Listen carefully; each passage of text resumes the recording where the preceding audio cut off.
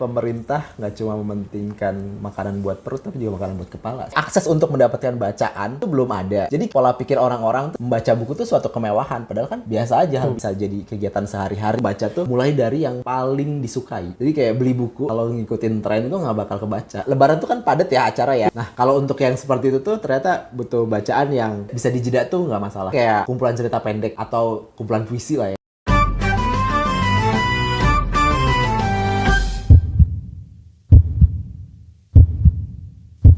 Halo saudara-saudara semua, ketemu lagi sama saya R.E. Sutanto, editor Lentera App, hanya di Lentera Talk. Kayak biasa, kalau Lentera Talk berarti kita tempatnya ada di toko buku Blooks. Ini di Blok S, toko buku independen di Blok S di Jakarta Selatan. Teman-teman kalau mau datang ke sini bisa banget.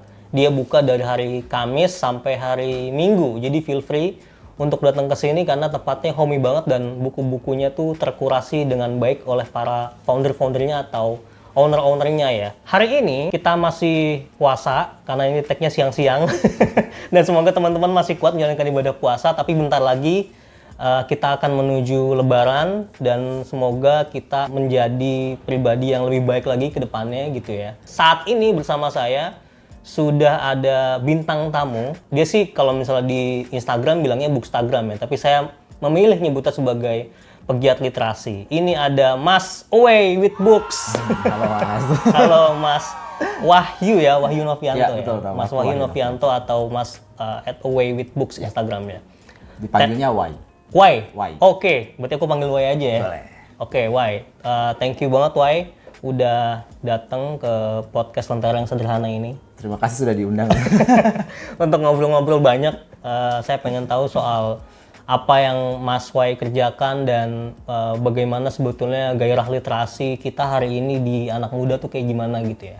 Mas Y, background pendidikan ITB, teknik fisika betul? Betul, tadi fisika. Pertanyaannya kenapa repot-repot pengen jadi pegiat literasi, bahkan kalau ngomongin peluang gitu ya, science gitu, atau background dari lulusan science ini kan lapangan pekerjaannya tuh menjanjikan banget gitu. Nah, pertama saya mau nanya dulu nih, curious banget, penasaran banget, karena dari background-nya udah menarik banget gitu. Kenapa pengen terjun di aktivitas literasi kayak gini, susah payah gitu ya, dorongannya kayak gimana, terus apakah ini full time atau ada part time-nya gitu, lalu apakah ini mencukupi secara materi kayak gitu-gitu. Monggo Mas Wai. Jadi sebenarnya kalau tadi dibilang aku sebagai pegiat literasi itu kayaknya keberatan gitu. Kayak aduh berat banget itu beban kayak. Ya aku tuh soalnya berangkat dari seorang pembaca kan, sebagai pembaca buku gitu. Dan awalnya ya background aku science, aku sebenarnya awalnya bekerja di dunia itu. Anak pabrik nih ya, anak pabrik. Terus suka baca buku, terus suka cerita tentang buku di konten di Instagram terutama. Terus ya udah kayak kalau masuk secara penuh ke dunia literasi ini semacam apa ya, nggak sengaja sih.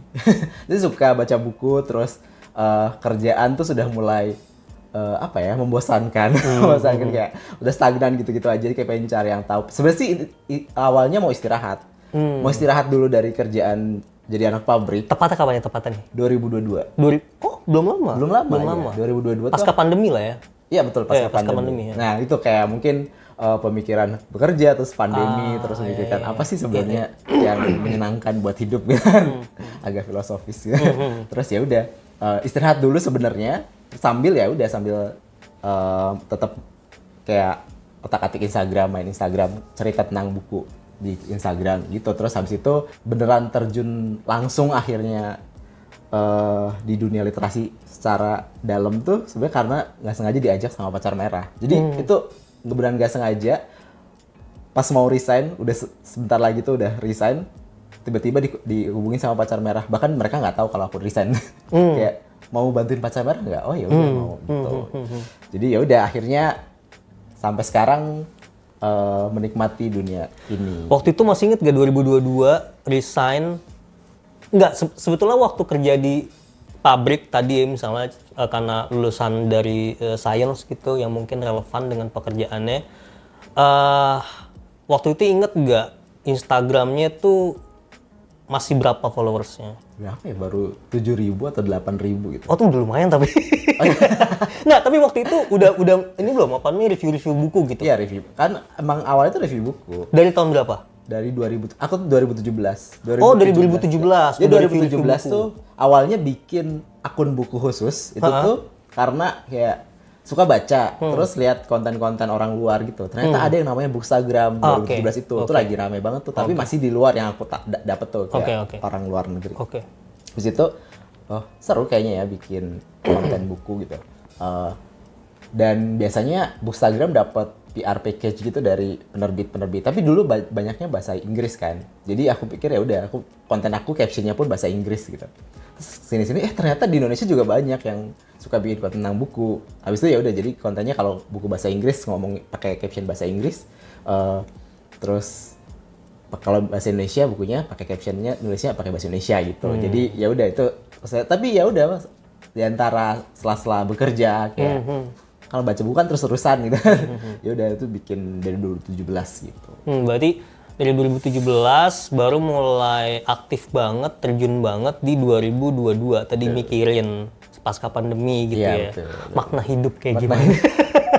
Hal yang menyenangkan buat hidup ya.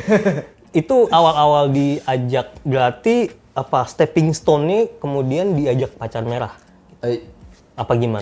Karena mungkin karena udah resign kan. Sebelumnya juga sudah diajak-ajak, cuman ya udah cuman diajak ya karena hari kerja kan pasti nggak bisa, jadi ya udah kalau weekend senang ikut diskusi-diskusi buku, ngobrol-ngobrol gitu. Kayak dunia yang sangat menyenangkan ternyata gitu, dunia buku itu gitu. Nah 2022 terus setelah resign terus diajak Pacar Merah ya udah jadi passion di situ. Ya apa gimana? Menyenangkan sih. Menyenangkan. Seru ya. Dan emang ngerasa di situ ternyata. Iya. Lebih apa? Lebih excited, lebih motivated gitu ya? Iya betul. Apa Di ya? pabrik nggak waktu itu? Mungkin kalau di pabrik kan karena aku ngomongnya kayak mendesain produk gitu kan. Iya, dirimu desainer ya? Iya. Iya. Tire designer. Tire designer, yes. Mendesain ban gitu. Yes. Yang Gokil tapi. apa? Gokil tapi. Seru sih. Seru juga. Ya, itu sangat teknikal, sangat ngitung-ngitung terus kayak ya memperhatikan safety dan sebagainya. Cuman kayak ya gitu-gitu aja gitu. Kemana ya selanjutnya? Apa yang bisa dilakukan? Oke. Gitu. Oke, ada kejenuhan lah ya Iya, kemudian. Nah, permasalahannya kan ketika lompat atau berusaha keluar dari zona nyaman itu mungkin ya. Dan aku tahu juga Mas Wai ini sudah berkeluarga nih. Betul. Dan jadi backbone gitu ya. Kan nggak mudah juga nih. Saya nggak tahu apakah konten-konten atau Instagram yang Mas Wai sekarang manage gitu yang punya itu benar-benar mendedikasikan sepenuh waktunya ke situ gitu sebagai full timer atau sebetulnya ada kerjaan lain juga dan yang lebih menghasilkan. Nggak, soalnya ini isu nggak seksi banget Mas. Iya, betul, literasi gitu. Kita struggling banget gitu. Sebenarnya mungkin karena itu ya sebelum ngomongin masuk ke dunia ini, kita tadi kan nggak sengaja sebenarnya kan. Jadi sebenarnya resign itu ya udah mau istirahat. Jadi full time father sebenarnya, mau jadi bapak penuh waktu gitu kan. Karena istri juga bekerja. Ya itu obrolan panjang lah ya, keluarga gimana memutuskan gimana kedepannya siapa yang akan pemasukan dari mana. Jadi full time father kadang-kadang part time content creator gitu. Sebenarnya awalnya itu. Terus ya udah, itu pun ya menyadari bahwa konten buku tuh uangnya nggak banyak, nggak ada, kecil gitu. Tapi ada, kalau di approach tuh ada sebenarnya. Cuman ya emang nggak banyak, emang jadi bukan sebagai pemasukan utama sih sebenarnya kalau di dunia literasi ini. Jadi ya udah sebagai tambahan lah. Iya. Gitu. Oke. Nah kalau kerjaan utama sekarang nggak ada, emang berarti sebenarnya full time father, jadi part time content creator. Oke. Menarik banget ini.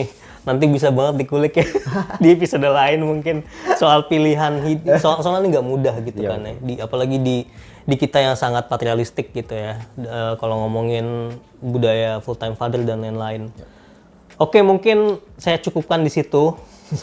Sekarang saya mau beralih ke Mas, kan deket banget nih sama anak muda gitu ya, dan aktivitas literasi di anak muda kita gitu. Kalau Mas ngelihat kondisi literasi saat ini di anak muda kita tuh kayak gimana Mas? Sebenarnya disclaimer dulu karena walaupun dekat dengan anak muda, karena mungkin bubble aku cukup tidak seluas itu kan. Kayak terutama karena masuk dunia literasi kebanyakan ya emang terhubung sama banyak literasi gitu kan. Terus aku juga bubble-nya adalah sosial media. Ngelihat bagaimana, karena aku suka merhatiin sosial media seperti apa, kayak perkembangan literasi di sosial media itu seperti apa gitu kan. Nah, kalau ngelihat dari maksudnya anak muda zaman sekarang di sosial media, kayak apa ya, semacam ada dua keseruan gitu sih. Yang satu tuh emang seru banget. Anak muda zaman sekarang tuh beneran yang bikin dunia literasi tuh jadi semakin semarak karena sosial media terutama. Kayak banyak tiba-tiba ada klub buku, apalagi setelah pandemi tuh, ada klub buku yang beneran bisa ngajakin anak muda tuh berkumpul di satu waktu buat baca bareng. Awalnya di Jakarta terus menjalar ke daerah-daerah. Gimana literasi anak muda ya ada semangatnya gitu kan. Cuman ya itu kan bubble sosial media gitu kan sebenarnya. Kalau melipir ke sosial media yang lain nih kayak yang lain tuh ya tetap kayak kebutuhan kayak membaca buku dan dunia literasi itu kayak semacam berbeda karena literasi itu kan luas ya. Membaca bukunya mungkin terlihat semarak di sosial media tapi kayak kemampuan berliterasi juga perlu ditingkatkan gitu sih menurut aku. Itu yang jadi PR bareng sih. Iya. Karena mungkin baca buku itu hanya sebagian kecil dari literasi itu sendiri. Betul. Tapi menarik ngomongin bubble sih emang ya. Artinya kita juga bisa fair untuk menilai gitu ya. Bagaimana kiprah di dunia literasi khususnya di anak muda. Nah, tapi kalau ngomongin di luar bubble tadi gitu ya. Yang soal ngomongin bagaimana literasi ini masih sangat-sangat diperlukan di bubble yang satu itu. Nah, itu gimana ngeliat yang di daerah situ tuh? Nah, itu juga jadinya sebagai kayak bersinggungan sih. Kayak bubble yang satu ini tuh menurut aku tuh baik banget karena berusaha untuk kayak masuk ke, maksudnya karena masuknya lewat jalur sosial media kan. Nah, itu kayak gimana caranya sosial media yang berisik ini tuh bisa berebut ruang. Jadi masuk ke bubble-bubble yang belum tercapai itu kan. Sebenarnya kan masalah utama yang di Indonesia terutama ya kayak akses terhadap literasi gitu, terhadap ya, kita perkecil dulu ya karena aku sebagai pembaca terhadap bacaan gitu. Terhadap bacaan tuh masih susah banget. Kayak aku datang dari daerah kecil, kampung gitu yang dulu kayak bacaan tuh susah. Jadi sekitar lingkungan aku pun kayak membaca buku tuh privilege. Gitu. Kayak wah, keren ya bisa baca buku gitu. Bisa baca buku gitu kan. Yang sebenarnya kan ya udah baca apapun bisa baca gitu. Nah, kayak akses untuk mendapatkan bacaan itu tuh belum ada. Jadi kayak pola pikir orang-orang tuh jadinya membaca buku tuh suatu kemewahan. Padahal kan harusnya tuh ya biasa aja, hal biasa yang bisa jadi kegiatan sehari-hari gitu kan. Itu tuh belum terbentuk kan. Nah, jadi kayak gimana caranya si bubble yang satu itu membuat berpikir kalau baca buku itu tuh hal yang baik, yang diperlukan. Terus kayak hal yang biasa dan bisa didapatkan itu sih sebenarnya. Jadi mereka antara satu bubble dengan bubble yang lain itu saling mempengaruhi gitu ya. Iya, betul. Dan soalnya kan maksudnya kadang di beberapa segmentasi dari anak muda mungkin atau bisa dibilang dari semua anak muda kenapa masih penting banget literasi soalnya mereka kan lagi digempur sama video-video pendek misalnya. Nah, seberapa penting sih atau seberapa perlu literasi masuk di situ supaya nggak terkontaminasi gitu sama? Artinya kita bisa konsumsi dan boleh dan sah-sah saja. Betul. Tapi kan nggak bisa berpikiran bahwa dari 8 detik atau berapa detik video langsung menyimpulkan bahwa ini faktanya. Iya, betul. Nah, itu gimana? Nah, itu tuh. Ya, maksudnya kayak bener banget, kita nggak bisa nahan ya. Teknologi itu nggak bisa ditahan. Kayak perkembangan teknologi tuh, ya udah, itu berkembang. Nah, gimana cara memanfaatkan itu, kayak video 8 detik nih, kayak banyak informasi yang apapun bisa diomongin, semua orang tuh bisa bikin konten, bisa bikin video, ngomongin apapun. Kayak jadinya memang itu berebut kebisingan jadinya. Gimana cara baca buku, konten-konten informasi yang benar itu beneran harus disampaikan gitu kan. Apalagi sosial media itu kan rame banget. Menurut aku alih-alih saling berantem, lo tuh salah gitu kan. Ya udah bilang ini lo yang benar gitu. Daripada nunjukin mereka salah kayak mending nunjukin ini yang benar gitu sih. Dan tentu mungkin dengan rasa rendah hati kali ya. Iya, betul. Sama nunjukin referensi ada loh ini gitu. Betul. Dan biasanya kan misalnya orang akan terbuka kalau kita dengan referensi gitu. Ini juga sebetulnya pengalaman saya, Mas. Waktu itu kita lagi ngomongin soal sejarah si Pitung gitu ya. Kalau di Betawi itu ada, dia kan sebagai mitos gitu.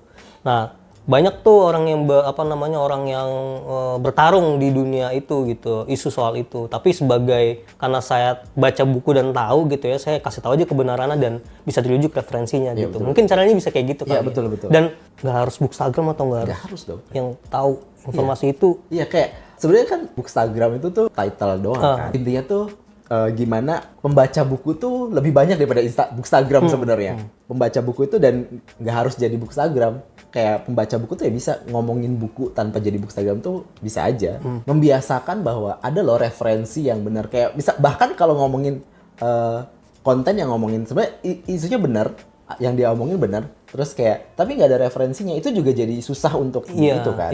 Jadi kayak membiasakan bahwa orang-orang yang mengkonsumsi konten video itu ada loh nih buku atau ada loh sumber yang bisa dibaca kayak selain nonton video ini ada gitu. Bahkan sebenarnya kan buku pun tidak 100% harus dipercaya gitu kan, harus mencari referensi lain gitu. Karena itu kan jadi kayak membiasakan diri bahwa satu konten itu nggak mutlak 100% benar gitu.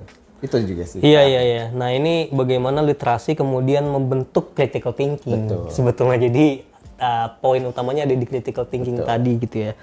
Nah kalau misalnya upaya-upaya yang Mas Y tengah dan sudah atau akan lakukan di sosial media ini ataupun secara langsung itu pernah nggak sih atau udah ngerasa punya dampak gitu di sekitar gitu? Atau at least dari terdekat diri sendiri gitu maksudnya? Iya. Saat yang terdekat di keluarga gitu kan. Kalau keluarga, karena apalagi aku udah punya anak gitu. Kayak itu kan jadi PR tersendiri kan. Dulu gimana sih aku bisa suka baca gitu kan. Ya, dengan resource yang sangat sedikit gitu kan. Kenapa bisa suka baca dari kecil gitu kan. Jadi itu yang aku terapkan ke anak dan keluarga gitu kan. Gimana sebenarnya buku tuh bukan hal yang gimana-gimana, ya udah kalau ada baca bisa dibaca gitu kan buku. Jadi membuat nyaman terhadap buku itu sih sebenarnya yang aku terapkan sama keluarga aku gitu kan. Untungnya istri aku suka baca juga, jadi ya udah anak juga sekarang maksudnya aku tidak memaksakan dia jadi pembaca buku banget kayak apalagi jadi Instagram. Enggak dong. Jadi setidaknya dia nyaman sama buku, jadi kayak kalau bosan dia bisa baca buku, bahwa ada entertainment lain, ada kegiatan lain yang bisa dilakukan gitu. Kayak informasi pun bisa didapatkan dari sumber yang lain gitu. Terus salah satunya buku gitu. Ya di internet informasi ada, bisa digapai juga, tapi kan kayak buku juga bisa gitu. Intinya aku tanamkan pada keluarga. Nah sebenarnya konten-konten aku tuh juga sebenarnya itu inginnya tuh itu. Jadi kayak bahwa ya udah kalau aku membuat konten aku itu bisa dibilang kayak kegiatan sehari-hari gitu. Effortless diusahakan gitu kan, kayak ya udah bahwa pertama bikin konten tuh gampang. Harus kalau orang-orang pembaca buku yang mau bikin konten ya udah tinggal foto gitu, nggak harus estetik yang ada properti banyak pun bisa gitu. Itu tuh jadi kegiatan sehari-hari aja, bukan sesuatu yang istimewa gitu. Berarti emang sengaja membangun ide bahwa baca buku tuh hal yang simple loh. Iya, dan mudah loh. Betul. Dan lo semua bisa ngelakuin loh gitu. Iya, kayak betul. gue gitu. Iya betul. Kayak gitu ya? Betul. Nah mungkin yang jadi masalah tadi lagi akses lagi kan. Kalau udah mudah nih. Oh iya. Kayak tapi dapetnya dari mana? Nah itu jadi PR bersama buat ngasih tahu juga akses-akses yang mudah tuh di mana. Makanya aku suka ke ruang-ruang baca perpustakaan gitu kan. Ngasih tahu informasi-informasi, ada perpustakaan online, perpustakaan yang ruang baca yang bisa gratis didapetin gitu, atau bayarnya murah gitu. Iya. Nah, dalam upaya-upaya Mas Wai yang lakukan di sosmed gitu ya, soal edukasi kayak gitu-gitu atau di acara secara langsung, tantangannya tuh kayak gimana sih? Tantangannya ya. Kalau sosial media ya tantangannya algoritma sih ya. Kadang kita menganggap sosial media tuh kayak penting banget gitu kan. Padahal ya itu tuh yang tampak aja, kayak gimana di belakangnya itu yang penting dilakukan gitu kan. Kalau misalnya kayak bikin acara itu, kalau misalnya bikin acara diskusi aja, yang gratis aja tuh susah banget sebenarnya ngumpulin orang. Atau orang tertarik udah daftar tapi kayak yang datang tuh dikit gitu kan. Itu juga tantangan juga sih sebenarnya. Gitu kan. Ya mungkin itu juga jadi PR bahwa gimana sih cara, ya acara tuh emang rebutan, apalagi di Jakarta gitu. Di kota yang besar-besar tuh acara tuh banyak banget tuh. Ada gimana bisa mengemas literasi tuh jadi hal yang biasa yang tapi tetap menarik buat orang datang. Poin-poin apa penting apa sih yang sebenarnya ingin orang lain ikutin gitu-gitu. Iya, dan sebetulnya kalau saya baca-baca komentar gitu ya teman-teman kita di daerah, kita tuh di sini privilege banget ya. Iya, sangat. Dengan acara-acara yang kayak gitu. Tapi bener Mas, saya setuju banget. Kalau ada acara-acara tuh yang daftar misalnya banyak gitu ya, ataupun nggak harus pakai pendaftaran lah. Dan itu benar-benar gratis, tapi sedikit yang datang. Iya. Bahkan itu sekelas misalnya Dewan Kesenian Jakarta, kita ngomongin acara sastra internasional misalnya, sedikit banget yang datang. Itu kira Mas Way pernah ini nggak sih mengamati gitu? Ini kenapa ya kita kayak gini gitu? Kenapa ya? Itu kalau terutama kalau di Jakarta kali ya, saingan sama acara itu tuh banyak banget. Oh. Acaranya banyak banget. Kayak terus Maksudnya bingung gitu, kita mau datang yang mana nih gitu ya? betul. Nah, itu jadinya PR tuh misalnya kayak apalagi kalau topiknya tuh tentang maksudnya literasi gitu. Bareng dalam maksudnya weekend nih, 2 hari Sabtu Minggu, topiknya tuh mirip-mirip, maksudnya satu circle yang sama, yang serupa. Itu tuh sebaiknya kayak daripada pisah-pisah tuh mendingan bareng-bareng. Oh. Orang-orang tuh lebih mudah gitu, nggak datang ke acara tuh, jadi nggak usah mikir banyak gitu. Datang ke itu tuh bisa sekaligus datang gitu. Kolaborasi lintas disiplin mungkin? Betul, kolaborasi. Kayak bahwa ya itu kayak tadi mungkin karena literasiku tuh kan bentuknya banyak banget kan. Jadi ya kadang-kadang kita ngerasa literasi itu harus punya pemikiran yang apalagi orang buku ya, ngomongnya buku doang gitu kan. Sebenarnya literasi kan banyak ya, ada di bentuknya tuh macam-macam. Buku tuh ngomongin ini, ngomongin itu kan. Itu tuh dia punya masanya sendiri. Pengennya tuh datang banyak, cuman kalaupun kecil-kecil tapi sering tuh mungkin bisa lebih berkelanjutan. Iya. Mungkin kenapa tadi kolaborasi lintas disiplin bisa nolong, misalnya gini, misalnya ada aktivitas literasi, acara literasi atau sastra, tapi di situ ada musik juga. Betul. Ada stand up comedy juga betul. gitu. At least kan masa-masa dari mereka juga terinformasi bahwa ini ada acara sastra nih yang utama gitu ya, bahwa acara-acara pendukungnya banyak gitu ya. Mungkin itu juga bisa jadi salah satunya kali ya yang perlu banyak dicoba gitu. Nah, kalau misalnya kita ngomongin kebijakan-kebijakan atau gerakan-gerakan literasi yang Mas Way amati dan menurut Mas efektif gitu dalam meningkatkan budaya baca kita, literasi kita, sejauh ini tuh ada nggak? Sejujurnya tuh belum begitu kerasa. Mungkin karena aku kan ada dari jalur yang non formal ya. Aku tuh bukan orang literasi gitu awalnya kan, karena tiba-tiba masuk ke dunia ini gitu. Aku ngerasanya bahkan pergerakan-pergerakan literasi itu datang dari sendiri-sendiri gitu, dari komunitas-komunitas yang dibikin. Tadi misalnya kayak klub buku, terus banyak komunitas yang bikin sebenarnya mereka bergerak tuh dari kecintaan terhadap literasi gitu kan. Aku ngeliatnya gitu. Terus kayak kalau ngeliat dari kebijakan pemerintah nih terutama tuh kayak aku tuh masih nggak ngerasa segitu berdampaknya gitu, segitu besarnya sebenarnya. Kayak ya iya sih PR pemerintah banyak, cuman literasi ini tuh kayak beneran anak tiri banget nih rasanya. Meskipun ada, kesannya tuh malah jadi kayak ya udah untuk mengerjakan job desk ya, kayak menuntaskan, udah melakukan ini loh, melakukan itu loh, kayak misalnya bikin suatu acara tuh, aduh sayang banget nih kayak topiknya tuh menarik banget, tapi gitu aja gitu, dengan formalitas yang ya, formalitas ya ada sambutan, terus udah gitu ya. Maksudnya pemerintah tuh punya kekuasaan gitu yang banyak, kamu nggak gini. Kayaknya gemes banget ya. Gemes banget ya. Kenapa sih nggak bisa dilakukan? Ya itu pemerintahnya sendiri, aku merasa masih kurang banget memperhatikan literasi itu sih. Tapi kalau misalnya di grassroots sendiri, termasuk yang Mas perhatikan di Pacar Merah kan termasuk salah satu yang sangat progresif di literasi. Nah itu gimana? Karena kan kita satu ngomongin kebijakan di pemerintah, satu lagi ya udahlah kita aja gitu jalan gitu. Nah itu gimana tuh? Iya. Maksudnya ya tadi aku bilang juga kan kayak kalau yang lebih ramai itu sebenarnya klub buku, komunitas sendiri di grassroots yang itu tuh menurut aku lebih semarak gitu, lebih rajin. Bahkan sekarang kan banyak anak-anak muda yang menggelar lapak alun-alun di lapangan gitu kan, baca buku nih, gue bawain punya koleksi banyak gitu, dan itu saling urun daya, kayak bisa berdonasi, ngirim buku. Itu tuh beneran yang perlu dukungan tuh itu ya.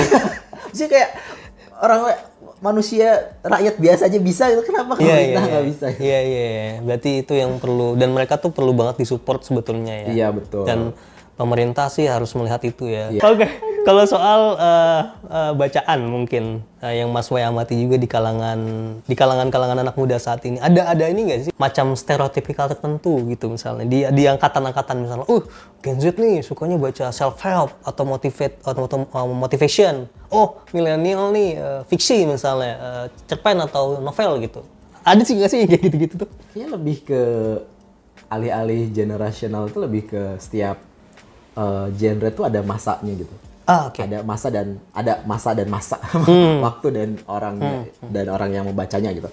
Kayak misalnya ya karena zaman aku lagi rame-ramenya tuh fantasi misalnya. Iya. Lagi rame banget kan kayak Harry Potter, kayak Percy Jackson itu tuh Lord of the Ring ya. Lord of the Ring itu tuh beneran yang rame banget, makanya kayak kesannya dulu bacanya fantasi ya, padahal karena itu yang lagi rame gitu kan. Sekarang kayak lagi rame self help misalnya. Tuh kalau aku lihat pun konten-konten tentang buku non fiksi terutama self help itu akan selalu ramai dibicarakan. Maksudnya engagement-nya tinggi, apalagi di anak muda gitu kan. Kayak mungkin itu emang lagi zamannya anak-anak muda yang ingin mengembangkan diri gitu kan. Sama juga kayak bacaan aku sendiri nih, kayak periode membaca aku waktu dulu tuh zaman 20-an kayak apa, sekarang kayak apa tuh juga bergeser gitu kan. Jadi kayak alih-alih stereotype tuh lebih ke arah emang ada masa-masanya, waktu-waktunya gitu. Dan tapi kalau dilihat lagi itu lebih detail tuh ya bacaan anak muda tuh bisa beragam banget juga sih, tergantung di gimana dia dapat exposure itu kan, aksesnya seperti apa juga gitu. Berarti lebih ke situasional dalam kurun waktu tertentu yang lagi ramai apa, dan itu mungkin yang lagi banyak dibaca ya. Iya betul, dan itu juga jadi menarik apalagi di sosial media ya. Kayak tadi kita ngomongin yang bubble nih, masuk bubble. Nah, jadi buku itu masuk bubble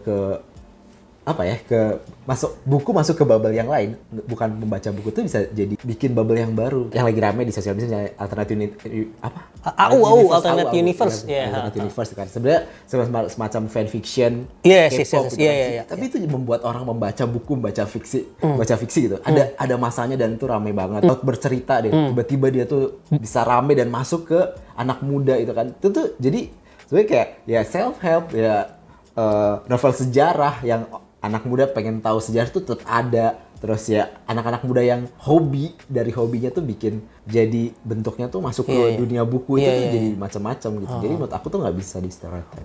Nggak bisa di stereotype, dan trennya pun banyak gitu ya. Kalau misalnya ngomongin buku nggak bisa ada satu tematik tertentu gitu ya. Betul. Jadi mungkin ada kantong-kantong di mana itu self help, ada kantong-kantong di mana tadi novel sejarah kayak Lot Bercerita masuk, ada kantong-kantong di mana AU dan fanfiction masuk gitu ya. Betul. Makanya lebih cenderung dibilang situasional dan bergantung pada tadi bubble-bubble yang mana gitu ya. Betul. Iya sih emang, karena baca juga selera dan mungkin subjektivitas, dan tadi lagi di bubble mana. Lo adanya di bubble mana kalau lo ada. Exposure-nya di mana? Yes, kayak gitu. Kalau lo terpaparnya di isu-isu yang kayak gimana gitu ya. Oh iya sih. Bisa kayak gitu sih. Nah, kalau misalnya gimana caranya supaya membaca ini jadi daya hidup gitu, jadi dorongan gitu. Mungkin Mas Way bisa sharing juga gimana caranya supaya yang struggling gitu ya, kita mau baca tuh supaya minimal tuh mau baca gitu. Nih bukunya udah ada gitu, minimal mau baca dulu aja deh, nggak usah konsisten amat gitu. Dan itu jadi bagian dari gaya hidup gitu misalnya ya. Gaya hidup itu kan sebenarnya hal yang dipakai sehari-hari itu kan. Maksudnya gaya hidup tuh ya kamu ngelakuin apa, itu jadi gaya hidup kamu gitu kan. Seolah-olah nih, pengen baca buku, itu kan pengen baca buku tuh sangat luas. Pengen baca buku apa?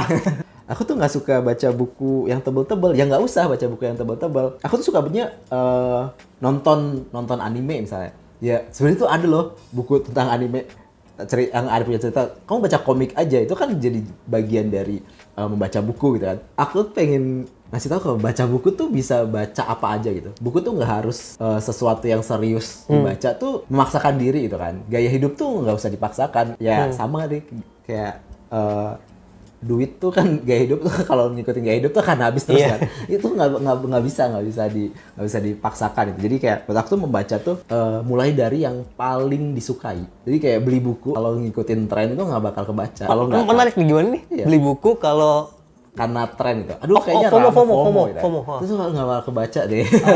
Ya maksudnya baca kayak beneran suka nggak nih di bukunya gitu kan. Jadi kayak beneran harus mindful sih pertama. Kalau susah banget nih baca buku, jadikan buku itu adalah alternatif untuk mendapatkan informasi yang emang biasanya tuh kamu konsumsi gitu. Mulai dari situ dulu deh, misalnya kayak konsumsinya biasanya anime gitu kan. Ya udah mulai dari manga gitu, dari komik dulu gitu kan. Itu kan 11-12 tuh. Dibiasain dulu sih. Kalau ada yang bilang tuh membaca buku tuh perlu daya yang tinggi kan. Jadi ya itu, daya membaca, kemampuan membaca tuh tahan berapa lama gitu. Itu nggak bisa serta-merta dalam sekaligus tuh bisa baca buku tebel gitu. 1000 halaman atau 500 halaman itu nggak bisa, emang harus dipupuk dari satu-satu. Dan mungkin orang-orang juga kayak mikirnya, ngapain sih baca buku tipis-tipis, apa sih? Itu kan juga suatu bentuk yang, buku tipis itu buku loh, yang udah ditulis dengan benar-benar, apalagi saya referensi itu saya bisa dipertanggungjawabkan. Ini dari sini informasinya gitu kan. Dan ya udah, yang kalau ada informasi salah ya buku itu ya kan berarti informasinya yang salah gitu kan. Itu bisa dipertanggungjawabkan lah gitu. Mulai dari yang buku yang emang ingin banget diketahui, sama yang informasi yang biasa dikonsumsi. Tapi aku sih merasa kalau buku tuh karena dibikin satu topik tuh ya udah, buku itu ngomongin satu topik itu doang kan. Kalau di internet tuh kita akan artikel pendek-pendek terus kayak terdistraksi sana sini, itu kan kayak harus ngumpulin jadi satu. Itu udah ada loh informasi yang dikumpulin jadi satu dari A sampai Z ya dalam satu buku itu sih. Kalau misalnya alasannya kayak gitu, berarti yang diperlukan adalah kitanya yang berusaha untuk adaptasi terhadap sebuah buku, atau bukunya yang perlu, misalnya bukan bukunya ya, tapi misalnya penulis atau penerbit yang perlu adaptasi juga sama pembacanya, selera pembaca. Apa gimana tuh? Kalau menurut aku tugas penulis adalah menulis yang dia mau tulis gitu. Nggak usah menurut aku mikirin bakal dibaca siapa. Trennya atau apa? Iya, menurut aku kalau penulis tuh sama kayak artis gitu. Kayak ya udah, it's their craft gitu. Itu kekuasaan mereka gitu. Mereka maksudnya ya nggak apa-apa kalau mereka mau menulis tentang tren gitu. Kayak kalau itu memang passion mereka. Cuman kayak itu kekuasaan penulis lah, dikasih. Maksudnya sama kayak ya membaca aja tuh, orang akan membaca yang mereka inginkan kan, apalagi penulis harus menulis yang mereka ingin tulis gitu kan. Kebutuhan pembaca tuh kan sebenarnya ya butuh hal itu kan, ya pasti akan ada orang yang menuliskan itu gitu. Nah tugas penerbit nih memasarkan kepada orang yang tepat, itu sih. Jadi kalau misalnya ditanya bagaimana bukunya tuh bisa relevan dan masuk ke generasi anak muda, tadi bubble-bubble gitu di ruang-ruangnya mereka, tugasnya justru lebih ke penerbit sebagai marketingnya. Betul. Bukan si penulisnya. Iya, kalau penulis kan ya maksudnya itu keahlian mereka. Iya. Keahlian mereka yang dibukukan, dan itu tuh kan itu nilai yang sangat berbeda lagi kan. Nah, ini tugas penerbit dan orang-orang yang bertugas nih, kebijakan-kebijakan juga nih, kayak gimana cara melancarkan penerbit untuk memasarkan buku-buku, membaca itu ke orang yang tepat gitu. Itu kan. Terus misalnya mau masuk bubble yang baru tuh kan. Itu juga tugas penerbit sebenarnya. Iya. Kayak kalau misalnya ngikutin tren terus nih, tapi kan sebenarnya ya membaca, tadi balik lagi membaca tuh selera. Saya beneran ada tren, tapi ya kalau semua penerbit ngomongin tren terus, gimana topik-topik penting lainnya gitu kan. Nah, satu hal yang aku pelajari lagi, buku itu harus diceritakan. Kalau dipajang doang tuh ya nggak bakal tahu, nggak bakal nyampe. Nah, itu tugas penerbit menurut aku. Dan marketingnya gimana cara memasarkan buku ini tuh bagus loh, penting loh. Meskipun misalnya orang-orang belum tertarik untuk membacanya, tapi kayak buku ini tuh penting. Ya itu harus dipasarkan, sama gimana meyakinkan bahwa para pembaca bahwa ini tuh harus dibaca gitu. Itu menurut aku tugas penerbit. Dan itu bisa masuk tadi ke bubble yang baru. Dan segmen yang tadinya mungkin nggak membaca jadi suka membaca, mungkin karena bukunya juga bisa gampang dilahap dengan yang sebelumnya belum begitu banyak membaca ya. Betul. Nah, kalau misalnya ngomongin tingkat literasi kita hari ini, Mas Wai ngebayangin nggak kira-kira kapan ya gitu, atau punya ideal nggak ya, kapan ya kita bisa setara tingkat literasinya sama at least gitu di Asia dulu kayak Jepang atau Korsel gitu misalnya. Pernah nggak mengandai-andai kayak gitu?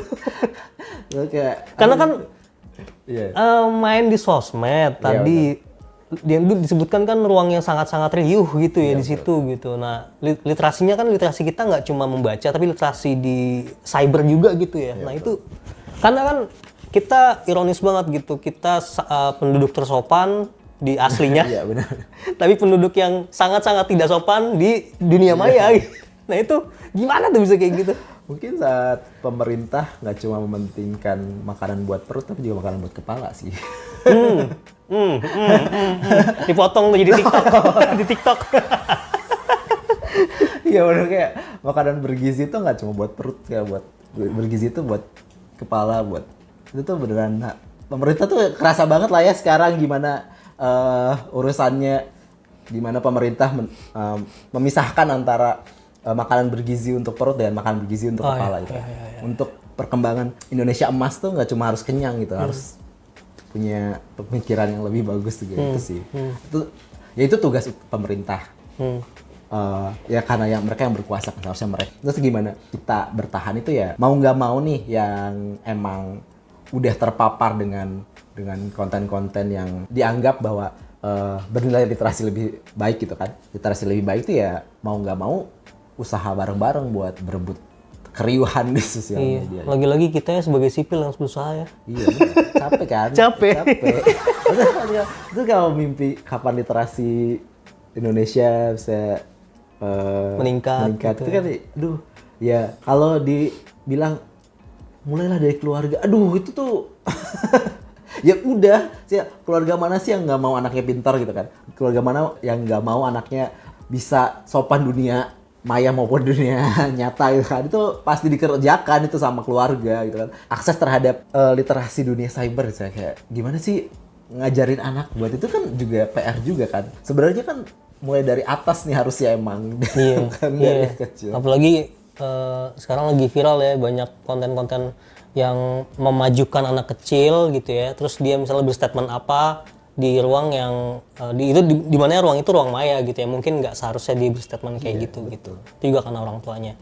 Nah itu kan lagi-lagi dibutuhkan critical thinking ya gitu loh mas. Nah ini tipsnya apa sih mula-mula supaya kita bisa at least punya kesadaran untuk kritis gitu, bahwa tak dulu deh, aku nggak langsung mau nyebar ini, mungkin ini akan hoax gitu atau gimana, atau aku kayaknya perlu cari referensi lain deh supaya ini bener atau enggak ya, minimal tuh kayak gitu tuh gimana tuh mas ya? Itu gimana ya?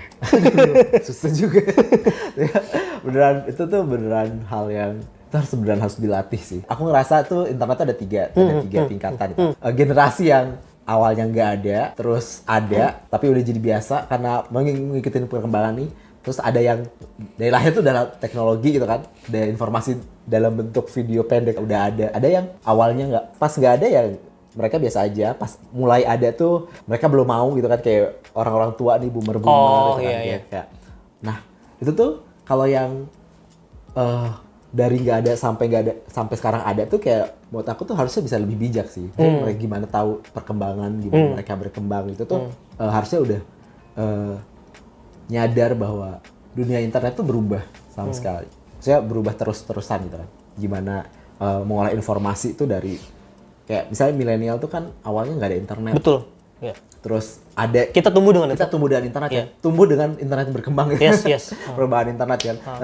Dan kita mengikuti itu. Maksudnya nggak cuma ngelihat gitu kan, kita menggunakannya gitu. Jadi itu tuh harus lebih bijak sih. Maksudnya harusnya tuh udah zamannya udah mulai yang itu tuh udah tau lah gimana cara membedakan mana yang hoax, mana satu konten itu nggak harus dipercaya 100%, itu harusnya udah bisa tuh. Kalau belum bisa ya tolong banyak belajar lagi lah. Masalahnya nih boomer sama generasi yang baru nih, generasi baru yang lahir tuh udah saat mereka punya HP tuh udah bisa langsung akses tuh bentuknya internet kan. Dulu HP nggak ada internet, sekarang begitu dapet HP tuh udah ada internet bentuknya. Nah ini yang jadi PR kan jadinya, ya emang harus ya pendidikan itu harus berkembang juga, gimana itu literasi dunia digital tuh harus mulai diajarkan di keluarga, di pendidikan formal, dan konten kreator nih beneran harus juga sadar diri lah ya, mereka tuh punya tanggung jawab sih. Maksudnya meskipun karena mereka privilege mungkin. Iya, mereka punya privilege. Ya mungkin sebenarnya tanggung jawab utamanya tetap pemerintah sih. Kayak ya kan pengguna tuh bebas ngapain aja, punya kebebasan berekspresi. Cuman kayak ya apalagi kalau udah tahu lah gimana literasi tuh, banyak baca buku tuh bukan berarti lebih pintar, cuman lebih paham bahwa banyak informasi tuh bisa dapatkan dari mana aja dan bentuknya tuh mana aja gitu. Lebih bijak sih. Kalau boomer ya ampun, udahlah. Iya, harusnya lagi-lagi sih hal-hal apa yang bisa kita lakukan di dalam dunia cyber, di dalam literasi digital yang kita lakukan. Tadi mungkin simpelnya kayak gitu ya. Misalnya menurut kita tahu nih bahwa kebenarannya ini C. Kenapa benar? Karena nih referensinya ada di sini. Betul. Tapi mungkin bisa jadi salah karena ada referensi lain. Silahkan aja cek lagi. Sebetulnya apa ya? Kalau buat saya sih kuncinya di penundaan, Mas Wai. Iya. Jadi kalau ada sesuatu informasi ditunda dulu tuh sampai kita. Kalau emang dari kita mau benar-benar sharing ke orang lain, artinya kita sendiri harus bersusah payah untuk cross check. Iya, betul. Tapi kalau nggak mau di-share untuk konsumsi kita sendiri, nah itu nggak apa-apa sih, antara kita bisa juga untuk terus apa namanya, kan sekarang cepetnya tinggal googling gitu doang. betul. Apalagi googling udah ada AI misalnya dibantuin Iya, gitu. dibantuin paling atas tuh ya. Iya gitu. Udah gitu sekarang udah ada chat GPT. Udah gampang semuanya sangat-sangat instan gitu. Iya, Jadi betul. nggak ada alasan mungkin ya buat kita semua gitu untuk nggak cross check informasi, termakan terhadap hoax gitu ya. Jadi semoga sih teman-teman kebuka ya matanya gitu ya untuk terus bisa berpikir kritis gitu seenggaknya bahwa penundaan itu penting dalam hal apapun gitu ya. Ya, betul. Apalagi konten video yang cepat gitu kan. Yang sekarang paling tinggi berapa sih kita konsumsi 15 detik lah ya. Kayak 1 menit itu udah kerasa lama banget. Iya. Tapi kayak kita udah pengen sampai kesimpulan gitu kan. Nah, kalau baca buku tuh kita nggak bisa menyimpulkan tuh sampai akhir gitu. Kayak ya emang ada proses gitu. Itu yang membuat kenapa baca buku itu tetap harus dilakukan di zaman informasi bisa didapatkan dari mana aja gitu. Instan informasi itu bisa didapatkan dengan cepat, tapi kayak baca buku tuh itu penundaan bener masih. Bahkan ada yang bilang sih Mas, kalau misalnya jangan main sosmed dulu sebelum baca buku.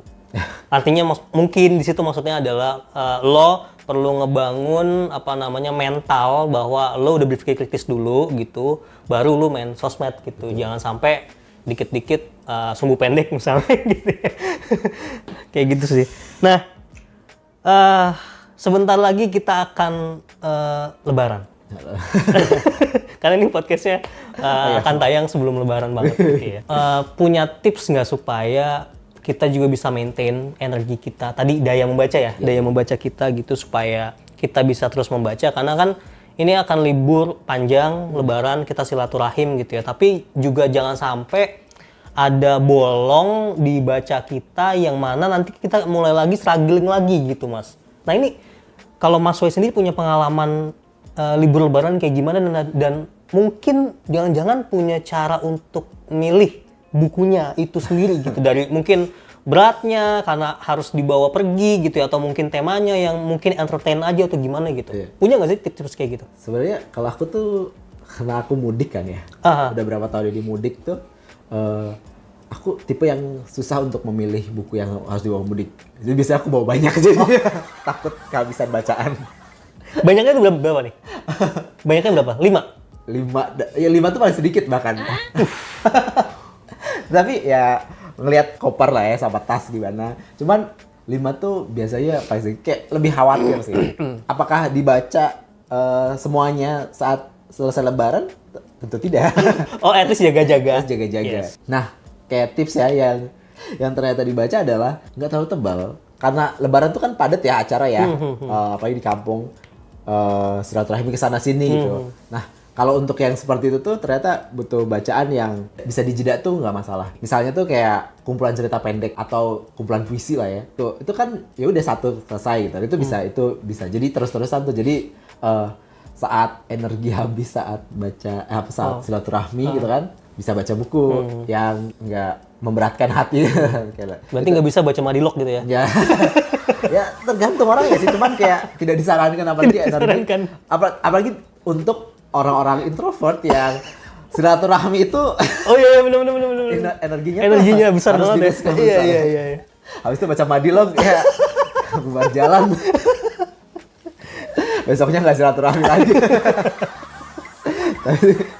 Tapi kalau misalnya waktu nggak harus silaturahmi atau silaturahminya nggak banyak, kayak lebih baik di rumah tuh ya buku-buku yang ini saatnya untuk membaca buku yang pengen banget diselesaiin gitu.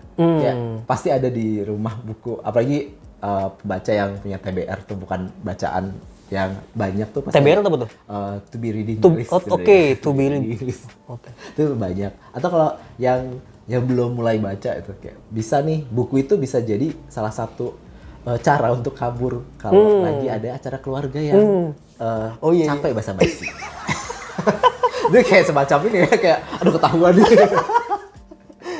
Itu sih, itu kayak, dan untuk ya itu membiasakan diri ntar habis libur lebaran cari ini sih, emang cari waktu sih.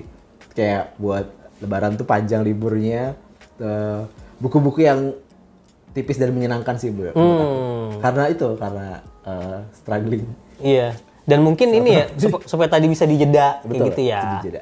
Dan tadi bisa dijeda, nggak terlalu tipis, nggak terlalu tebal, misalnya kumcer atau kumpulan puisi, atau bisa juga buku-buku yang pengen kamu tamatin, atau kamu setengah baca, terus baru ada waktu lagi karena libur lebaran agak panjang gitu ya, jadi di situ gitu ya. Nah, kalau misalnya tadi Mas Wai kan, karena dia mudik, kalau kamu tadi nggak mudik, kalau kamu mudik, bukunya juga tadi jaga-jaga, bawa lebih dari 2 lah ya gitu.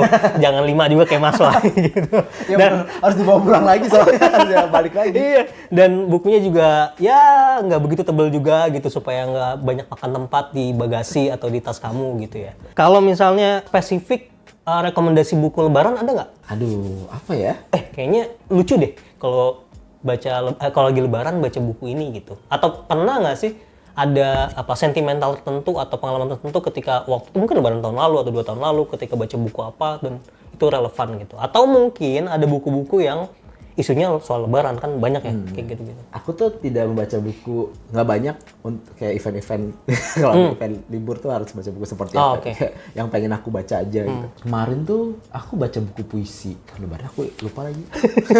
Tapi biasanya tadi mungkin sesuai aja ya, maksudnya kumpulan puisi, kumpulan cerpen yang nggak terlalu tipis, yang nggak terlalu tebal, pokoknya intinya yang kayak ternyata gitu. Yang dibaca tuh yang itu. Terakhir, Mas Wai, apa pesan untuk generasi muda, teman-teman kita nih yang tadi kan Mas Wai juga statement bahwa Mas Wai dan teman-teman di Bookstagram atau apapun itulah disebutnya sebagai pegiat literasi punya privilege untuk edukasi atau ngasih tahu ke teman-teman, ngasih informasi ke teman-teman semua yang mungkin bubble-nya tuh nggak di luar dari itu. Nah, gimana bikin mereka untuk mulai ngebangun kebiasaan ngebaca dan itu di luar dari bubble itu gitu. Jangan malu buat nge-share bacaan di sosial media. Itu banyak banget yang sebenarnya pengen nge-share tapi malu gitu. Nggak usah malu. Pertama, sosial media itu cepet banget bergeraknya. Begitu kamu share, orang lain udah ambil konten yang lain lagi. Biasanya tuh orang-orang nggak peduli banget. Iya, biasanya kalau malu tuh maksudnya kenapa Kak? Iya, takut dijudge. Wah, si paling baca buku gitu kan.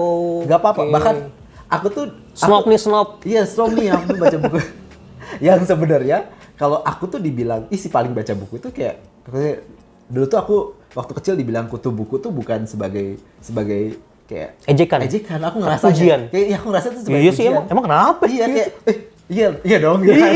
Iya, emang kenapa gitu? Iya. Nah, itu tuh, dan ternyata di luar sana tuh kayak kutu buku tuh dianggap kayak ejekan gitu.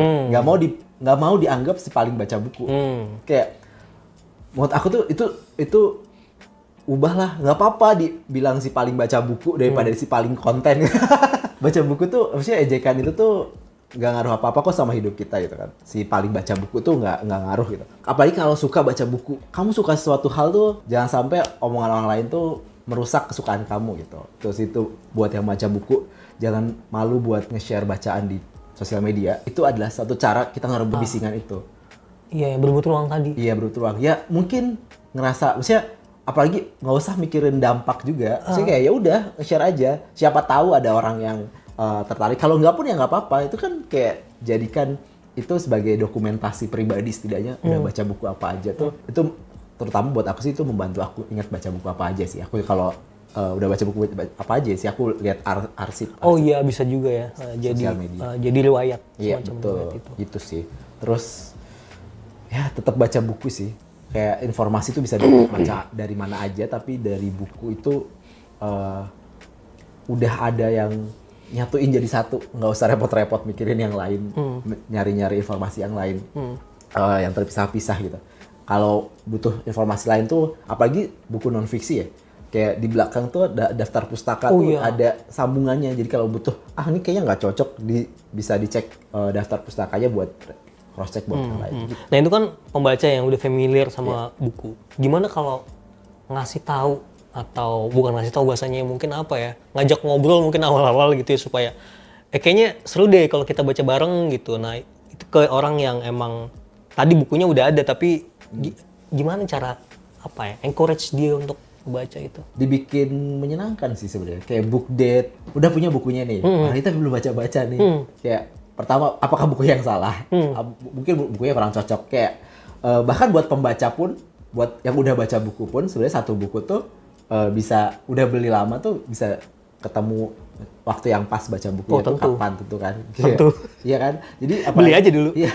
Apalagi yang mungkin dia beli dulu dia nggak suka baca, teman dulu tertarik nih, sekarang lagi nggak tertarik nih, diajak ngobrol, lagi tarik buku apa nih, gitu.